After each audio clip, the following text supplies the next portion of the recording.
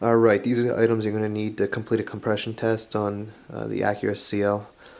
On the right you have your compression gauge. Next to it you have a 3/8" ratchet.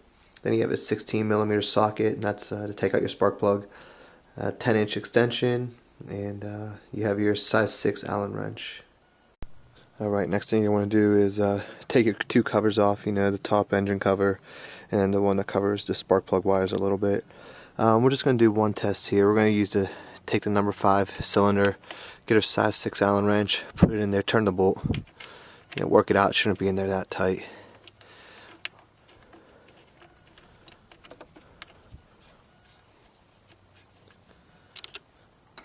Then put your parts somewhere, disconnect the engine coil wire, pull it out, put it somewhere safe, and now you have access to the spark plug. Alright, what you're going to do now is get your ratchet with your 10" extension, 16mm socket, and just loosen the spark plug. Now you need to have the engine up to operating temperature when you do a compression test to get the best readings. They say you're not supposed to work on spark plugs when the engine's hot. That's pretty much when you're putting them back in. You just don't want to mess with the threads. Alright, most of the time the spark plug won't come out when you get it all the way loose. Nice spark plug. Alright, a trick I learned is you get the ignition coil, you get it, you stick it down in there, and there you go. Alright, now that you have the spark plug out, you're going to go to the next step. Alright, the next step is you go to your driver's side fuse box, take off the cover, and we're going to look for two fuses here.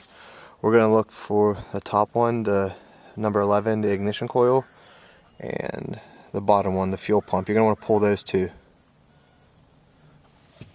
Let's see if we can get a view in here. Now you're going to use the fuse puller. It can be found underneath your fuse box, under the hood. I lost mine, so I kind of have to use some needle nose.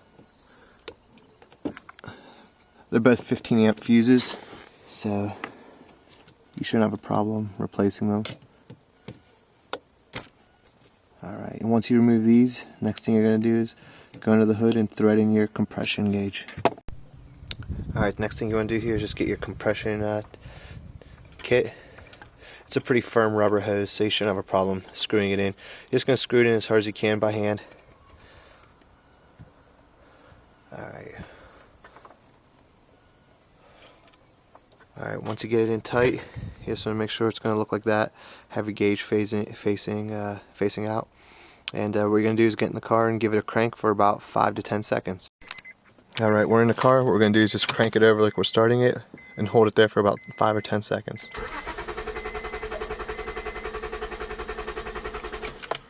Alright, we're going to get out of the car. We should get a good reading from that. And you look at it and it looks like my compression is about at 210. So you're going to see a little release valve right here. You're going to press the release valve, and we're just going to try it one more time.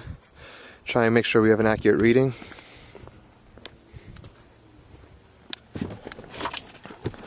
Once again, start the car. Hold it for about 5 seconds.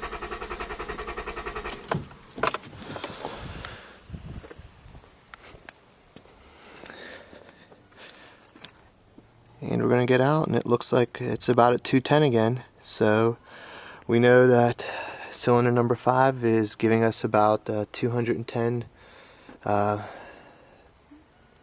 reading of about 210. And so what you do is you just put the spark plug back in and do it for the other 5 cylinders, and that's how you do a compression test.